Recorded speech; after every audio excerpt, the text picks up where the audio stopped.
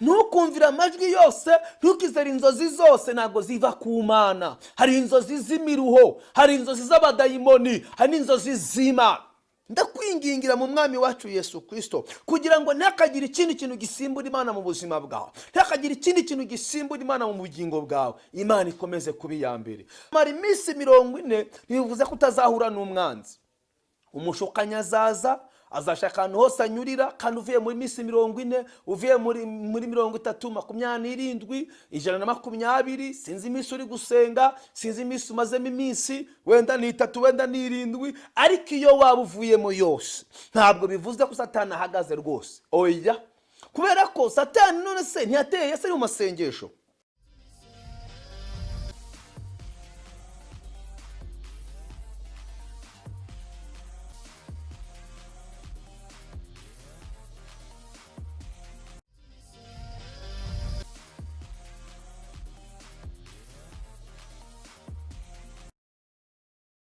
Yesu ashimwe cyane bene data, inshuti z'Ikamba Karuvari TV, aho muherereye mwese turabashuhuje mu izina ry'umwami wacu Yesu.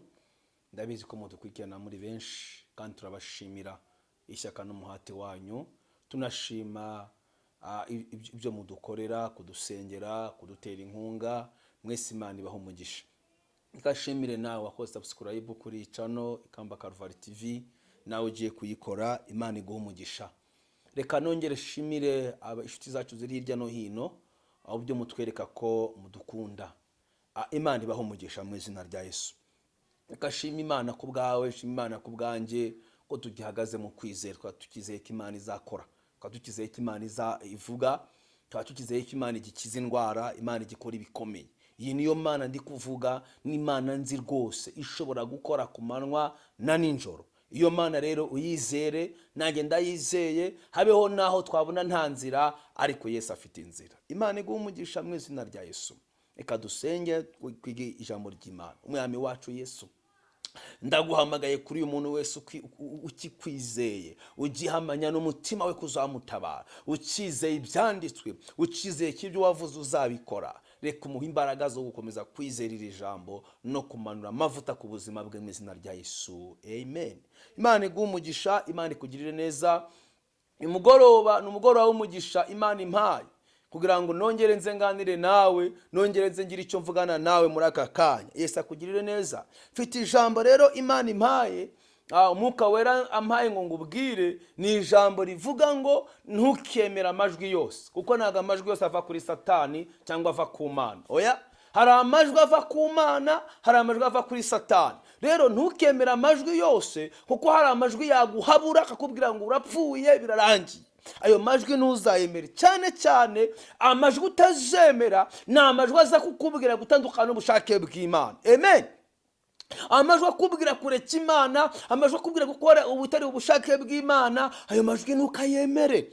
Hari abantu benshi bari kurwana n'ijwi ribabwira kureka icyaha, ribabwira kuva mu Mana. Oya, amajwi akubwira kuva ku Mana wikwemera. Iri kubwira kureka icyaha rifate, iri kubwira gukizwa rifate, ariko amajwi yose akubwira kureka Imana uyafata. Kuko na Yesu nawe byamubayeho, kandi bimubaho yasenze, ariko amenya kurobanura ijwi ry'Imana n'irya Satani. Ijambo nzanye riravuga iki? Niwemera amajwi yose ari kukwihebesha, niwemera amajwi yose uri kumva, yarobanure, uyashengure, uyagenzure, kuko hari amajwi aza kukubwira kugira ngo akwihebeshe. Ayo majwi yareke mwene da. Ndakwinginze mu izina rya Yesu, mu mbaraga y'Umwuka Wera, ijwi ryose riri kuza kuri wowe ubanze umenya aho riturutse, nyuma ubone kuryumvira. Reka dusome urebe ukuntu Yesu nawe yagize ikibazo cy'amajwi amubwira, ariko arayagenzura. Ayo majwi tuyagenzuza iki rero? Ijambo ry'Imana. Ibintu byose Satani azakubwira, ibintu byose uzahanurirwa bidahamanye n'ijambo ry'Imana, ntukabyemere. Nagwanura ngo reka umugabo, reka umugore, tabana, kora divorce, ntukabyemere. Kuko Imana ntisenya, Imana irubaka. Reka dusome kugira ngo wumve Imana ikitubwiye. Bibiliya tubwira mu gitabo cya Matayo ibice byaho 4 murongo wa 1, akaba ariho duhera. Biravuze ngo maze Yesu ajyanwa n'umwuka mu butayu kugeragezwa n'umwanzi. Amaze iminsi 40 n'amajoro 40 atarya abona gusonza. Umushukanyi aramwegera aramubwira ati, niba uri umwana w'Imana bwira aya mabuye ahinduke umutsima. Nagira ngo unyumve neza. Aramusubiza ati, handitswe ngo umuntu ntatungwa n'umutsima gusa, ahubwo atungwa n'amagambo yose ava mu kanwa k'Imana. Nagira ngo wumve. Maze umwanzi amujyana mu murwa wera, amuhagarika ku gasongero k'urusengero. Aramubwira ati, niba uri umwana w'Imana ijugunye hasi, umva, kuko handitswe ngo izagutegekera abamarayika bayo bakuramire mu maboko yabo ngo udakubita ibirenge ku ibuye. Umva ko Satani nawe amenye icyo ijambo. Wumva. Yesu aramusubiza ati, handitswe ngo ntukagerageze Uwiteka Imana yawe. Haleluya. Umwanzi arongera amujyana mu mpinga y'umusozi muremure cyane, amwereka ubwami bwose bwo mu ijuru n'ubwiza bwabwo. Aramubwira ati, biriya byose ndabiguha nupfuka mukandamya. Yesu aramubwira ati, genda Satani, kuko handitswe ngo uramye Uwiteka Imana yawe abe ari yo ukorera yonyine. Umwanzi aherako aramureka, maze haza abamarayika baramukorera. Haleluya. Mbere yuko marayika w'Imana azahabanza Shitani. Aya ni amagambo meza ngira ngo tuganireho. Igihe kimwe Yesu yagiye gusenga mu butayu. Biratubwiye ngo ajyanwa n'umwuka mu butayu.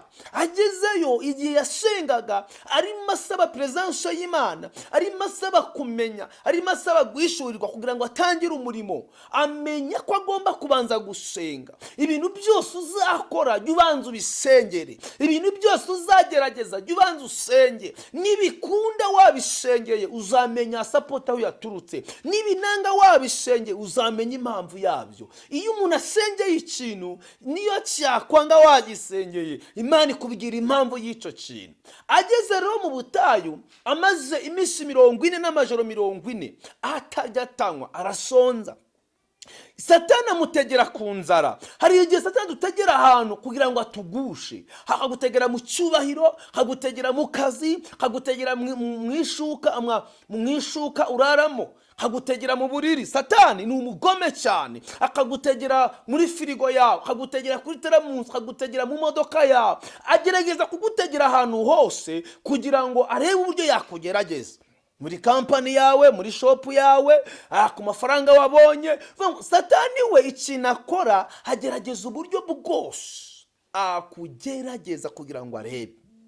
Kwamaze iminsi 40 Yesu arimo gusenga, Satani araza aramubwira ati, umva, niba uri umwana w'Imana hindura uyu mutsima. Niba uri umwana w'Imana se kutarabona umugabo, kutarabona urugo, akagutegera aho ngaho kugira ngo akwihebeshe. Ariko ndakubwira ngo ngira ibyanditswe wibikamo bikurengera, ngira ibyanditswe wibikamo bigufasha gutsinda umwanzi. Yesu aramubwira ngo ahanditswe ngo ntabwo umuntu atungwa n'umutsima gusa, ahubwo atungwa n'amagambo ava mu kanwa k'Imana. Satani nawe rero yarazi ibyanditswe. Uyu musatani ndi ukubwira aduhisana, yarazi ibyanditswe kubera ko ari ahantu yamubwiye. ngo aramusubiza ati, handitswe ngo umuntu ntatungwa n'umutsima gusa, ahubwo atungwa n'amagambo yose ava mu kanwa k'Imana. Ngo maze umwanzi amujyana mu murwa wera, amuhagarika ku rusengero. Umva, ngo aramubwira ati, niba uri umwana w'Imana ijugunye hasi, kuko handitswe ngo izagutegekera abamarayika bakuramire. Yarazi icyanditswe, arakimugerage mbwa ati, umva, wayijugunye ntihanditswe ngo izakurengera. Reka ngubwire bene data, arigaza n'ibyanditswe kugira ngo adukure mu mwanya. Hakubwira ati, umva, handitswe ngo fata umugore umurongore, fata umukobwa umurongore. Handitswe ngo kubw'inda hakunaniye jya unywa gakeya. Ugasanga nimazana ibyanditswe byo kugira ngo gutandukanye n'imbaraga z'Imana. Haleluya. Reka ngubwire mwene data, habeho naho waba wakoze icyaha, cyukomeza kugarukira Imana, wongera ushaka Imana. Imana izaguha imbaraga zo gutsinda icyaha wakoze. Imana izaguha imbaraga kuko Yesu ikintu cyamushoboje, yakomeje kugenda mukubita ibyanditswe, amubwira ngo handitswe ngo noneho birangira Satani amushize aho ngaho aragenda. Icyatumye Satani amusiga aho ngaho ni ikihe? Nuko yasanze Yesu ari tayari. Uzageragezwa n'abo mukorana, uzageragezwa n'abo musengana, uzageragezwa n'abo muturanye. Hari benshi bazakugerageza, ariko ndagusaba mwene data, ongera ushakashaka Imana mu izina rya Yesu. Ibikeho ibyanditswe rero. Reka ngubwire mwene data, Yesu niba Satani ataramutinye, nawe ntabwo azagutinya. Oya, ntabwo azagutinya pe. Azagerageza kugira ngo akurwanye, azagerageza kugira ngo akukubite hasi, ariko Imana y'amahoro izakuneshereza. Haleluya. Aha rero ndashaka kukubwira igituma umuntu atsinda Satani ni igihe cyose abitse ibyanditswe mu buzima bwe. Buriya niyo wasoma umurongo umwe ukawukomeraho, ukawuhagararamo, Imana iza gushingira kuri uwo murongo ikagutabara. Niyo waba ufite umurongo umwe wonyine kuvuga ati njyewe nzi neza ko Imana idatererana abakiranutsi, nzi neza ko Imana itarekura umuntu wayizeye, ukarihagararamo byonyine, Uwiteka yaza akakurengera. Ndashaka kukubwira iki? Iri jambo Imana imbwira ngo nze ngubwire ngo ntukumvira amajwi yose, ko Satani yiyoberanye. Nuko maze iminsi ngize hishurirwa rimeze rike. Hari abantu Satani yiyambika umubiri, agatera umuntu mu nzozi. Rimwe na rimwe akagutera mu nzozi urimo uhanganye n'umuntu, noneho wakanguka ugahita wanga wa muntu, kubera ko wa muntu Satani yabonye ko ari umugisha ku buzima bwawe, ahita yambara ishusho ya wa muntu kugira ngo akwereke ko akwanga. Noneho umuntu akanga famiye ye, rimwe na rimwe ukishyiramo ngo iwanyu n'abarozi, ukishyiramo ngo musaza wawe araroga, nyoko wanyu araroga, kandi bataroga, kandi bari abantu bari umugisha wawe. Hari ikindi kintu maze iminsi mbona, iyo umuntu akundanye n'umusore bakunda guhamagarana cyane. Rimwe na rimwe hari igihe umurota ukabona muri kumwe mwakoranye mariage, ugatubwira ngo ni umugabo wawe, kumva ko ari ibyo Imana ikoze, Imana iragushubije, noneho nibyo kweri ni umugabo wawe. Kumbe Satani yavuze ati reka mukorere kano kantu, noneho abane n'uriya mugabo kugira ngo nzamurushe. Ntukumvira amajwi yose, ntukizere inzozi zose, ntabwo ziva ku Mana. Hari inzozi z'imiruho, hari inzozi z'abadayimoni, hari n'inzozi z'Imana. Yesu rero ikintu cyamufashije gucengura cyangwa se gusobanukirwa amajwi. Hari ijwi rya Satani yari yaje mu ishusho, amubwira ati umva, niba uri umwana w'Imana bikore gutya, urabona Yesu Imana yaravuze ngo bagusame, amubwira ngo ntukagerageze Uwiteka Imana yawe. Umva ko noneho rero nagira ngo mbwira abantu batinyaga Satani, Satani ni ikiremwa.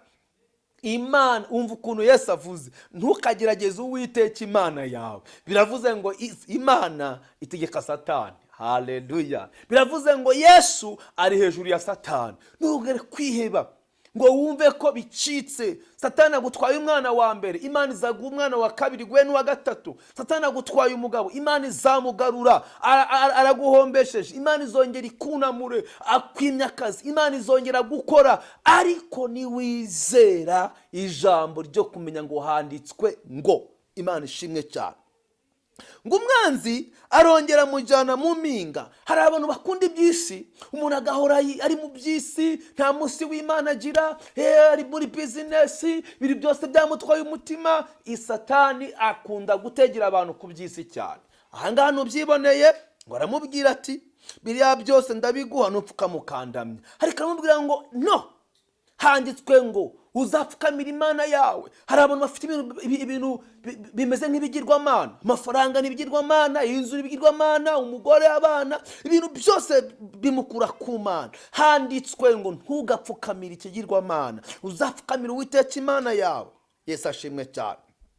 Ndashaka kukubwira iki mwene data, ndakwingingira mu mwami wacu Yesu Kristo kugira ngo ntakagira ikindi kintu gisimbura Imana mu buzima bwawe, ntakagira ikindi kintu gisimbura Imana mu bugingo bwawe. Imana ikomeze kuba iya mbere. Hari ikindi kintu maze iminsi mbona, kubera umuntu amaze igihe asenga akaba yatinze gusubizwa, asigaye yumva ko Imana yamutaye. Satani akunda guhagarara aho hantu agutera ubwoba, akubwira ko byarangiye, Imana wasanze hari icyo yakumariye. Ngwino rero jya mu bapfumu, agushaka imiti, gerageza ushake nawe ushaka umutera imbere. Noneho umuntu agatandukana n'urukundo rw'Imana, agatangira gushaka imiti, akajya kuraguza bitewe nuko akeneye iby'isi. ariko ndagira ngo ubwire ngo ibyo by'isi ushaka, ibyo by'isi uharanira, nta hantu uzabijyana, uzabisiga. Rero ikintu cyose cyatuma utandukana n'Imana, ndagira ngo ubwire ngo cyihorere.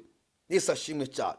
Ahangaha Yesu arimo akubita Satani, yari amaze iminsi 40. Reka ngubwire, kumara iminsi 40 ntibivuze ko utazahura n'umwanzi. Umushukanyi azashaka ahantu hose anyurira, kandi uvuye muri minsi 40, uvuye muri 30, 27, 120, sinzi iminsi uri gusenga, sinzi iminsi umazemo iminsi, wenda ni 3, wenda ni 7, ariko iyo waba uvuyemo yose, ntabwo bivuze ko Satani ahagaze rwose. Oya, kubera ko Satani none se ntiyateye Yesu ari mu masengesho. Abo ikizatuma umunesha ni ijambo ry'Imana wigiye mu rusengero, ni ijambo ry'Imana wigiye kuri YouTube, ni ijambo ry'Imana umaze iminsi uri gusoma. Biravuze ngo Satani aradutera, ariko ikiduha gutsinda Satani ni ijambo twamaze kwibikaho. Yesu kugira ngo atsinde Satani muri ubu butayu ni ijambo yari amaze kumenya.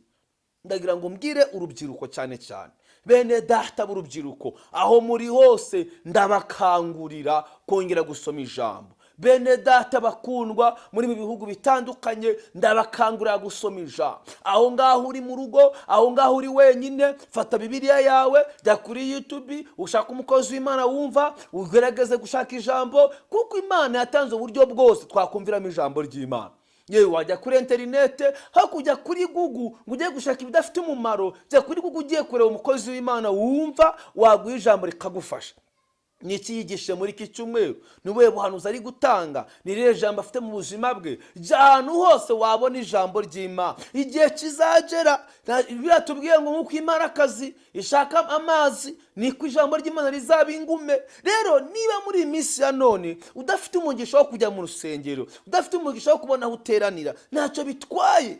Yesu ari kumwe nawe, kandi icyo agambiriye kuri wowe nta muntu uzagihagarika. Yesu ashimwe cyane, kuko Imana si umuntu ngo ibeshe, kandi Imana si umuntu ngo yicuze. Yesu aguha umugisha. Bibiliya yatubwiye neza ngo nuko Satani akomeza kumugerageza, ariko Yesu aramubwira ngo handitswe ngo, iryo jambo handitswe ngo niryo ryatumye Satani aneshwa, niryo ryatumye abadayimoni baneshwa. Rero ndagusaba gutsinda umwanzi umutsindishije ijambo, gutsinda umwanzi umutsindishije ku bumenyi.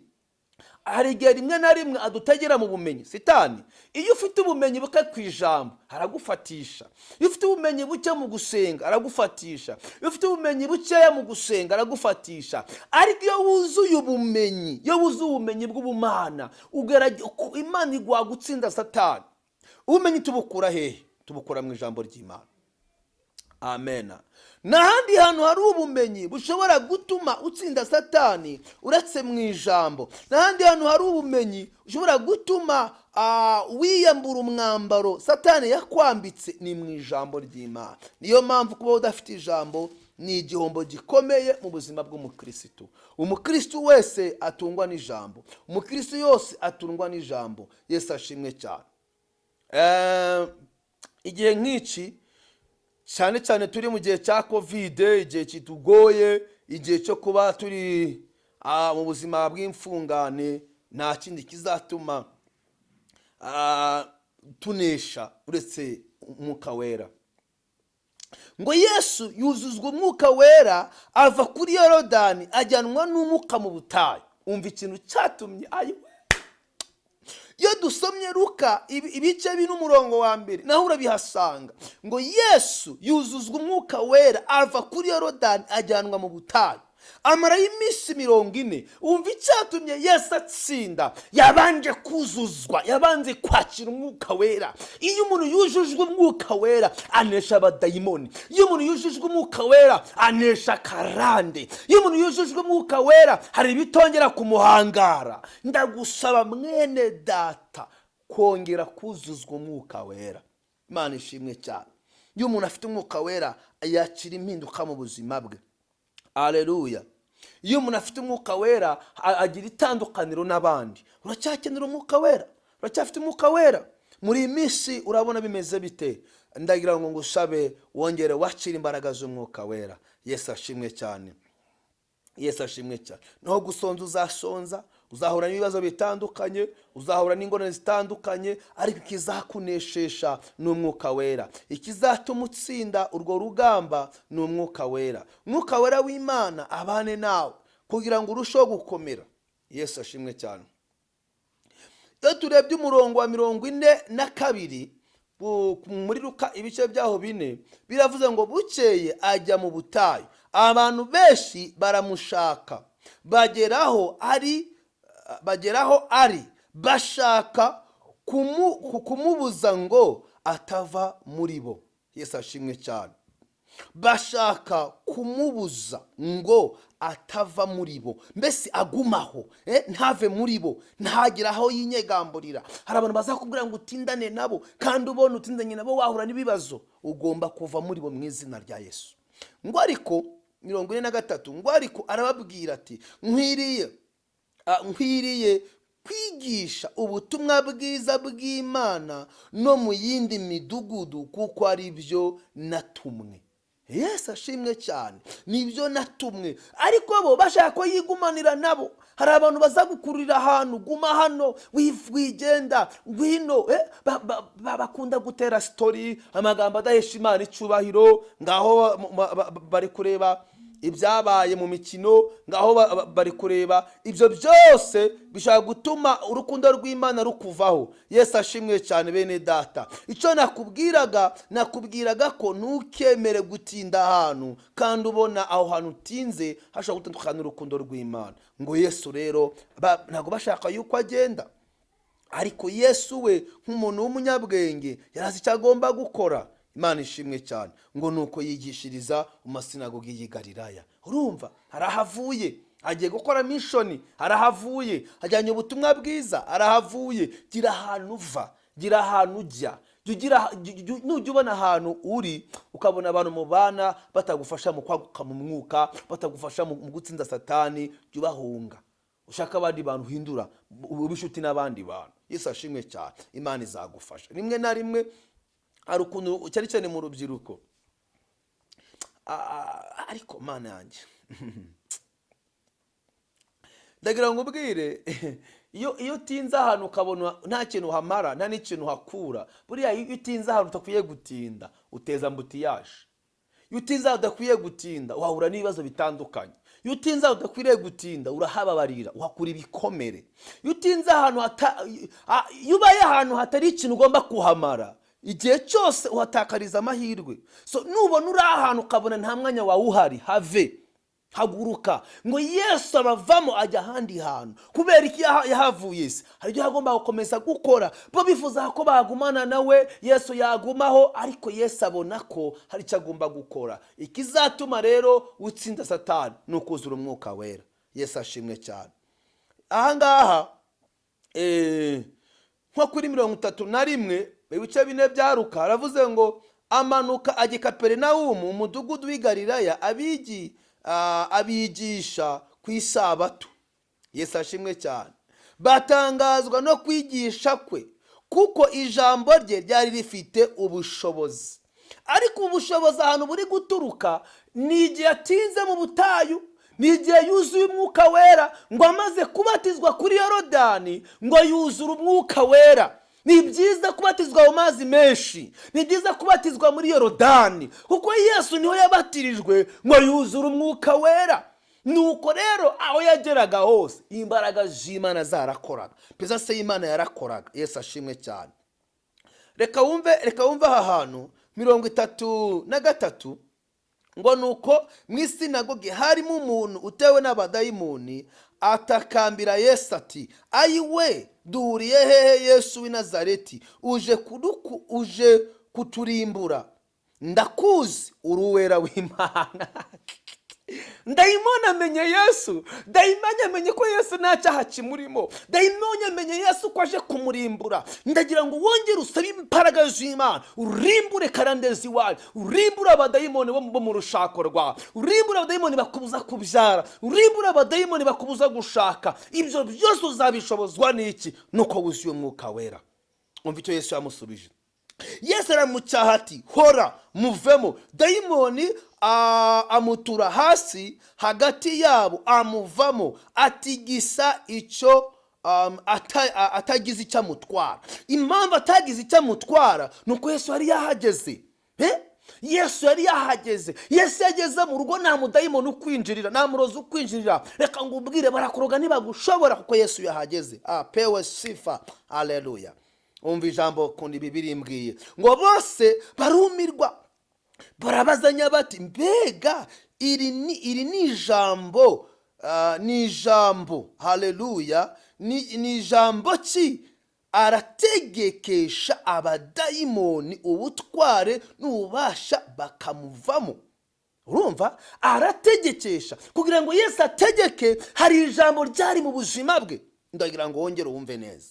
Bose barumirwa barabazanya bati mbega rino jambo ni ijambo ki ritegekesha, haleluya, abadayimoni n'ubutware n'ububasha bakamuvamo.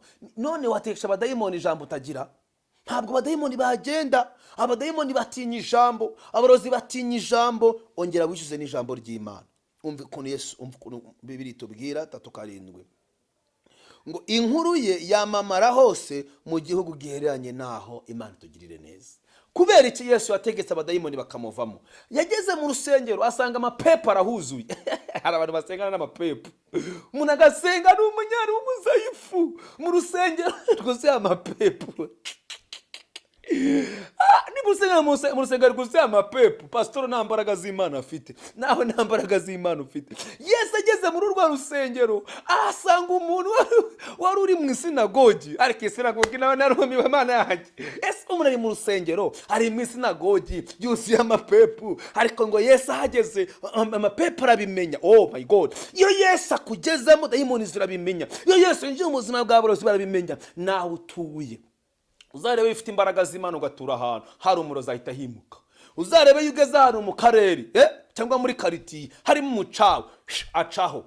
Impamvu ubudayimoni acaho ni uko muri wowe harimo ijambo ry'Imana. Dukwiriye gusaba cyane imbaraga z'Imana zikaba mu buzima bwacu. Dukeneye presence y'Imana mu buri twebwe. Iyo presence y'Imana yigeze mu muntu aho ugeze hose haboneka umudendezo. Ariko urusengero usengeramo niba harimo amapepo urwimukemo n'ukuri, aho ntabwo wahakirira indwara pe.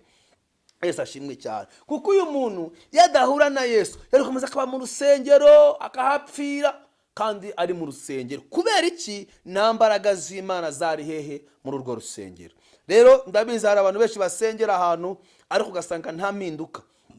Nta gukira indwara, nta gukira kanseri, nta gukira diabete, nta gukira. Kandi kamubwira Yesu akiza indwara zose: diabete, kanseri, hepatite, sida, ebola, covid, indwara zose uko zingana kose Yesu arazishoboye. Yesu ashimwe cyane. Nta ndwara nimwe Yesu ananiwe, nta ndwara nimwe umwami atakiza, nta ndwara nimwe Imana itakuraho, kubera ko niwe uri hejuru y'uburwayi, niwe uri hejuru y'ikibazo cyose. Ndagira ngo wongere ufatanye nanjye kwizera, kongere duhamagare Yesu ahindura amateka y'ubuzima bwacu. Ariko ikizagushoboza ni ukuzura, ni ukuzuzwa umwuka wera, kuko nawe yagiye yizuye umwuka wera anesha abadayimoni. Reka dusengane Imana, dusabe imbaraga zikuzure, umenye ijambo, wongere ugire iyerekwa, wongere ugirishurirwa. Imana iguhe gutsinda abadayimoni, Imana iguhe gutsinda amapepo. Amen, haleluya.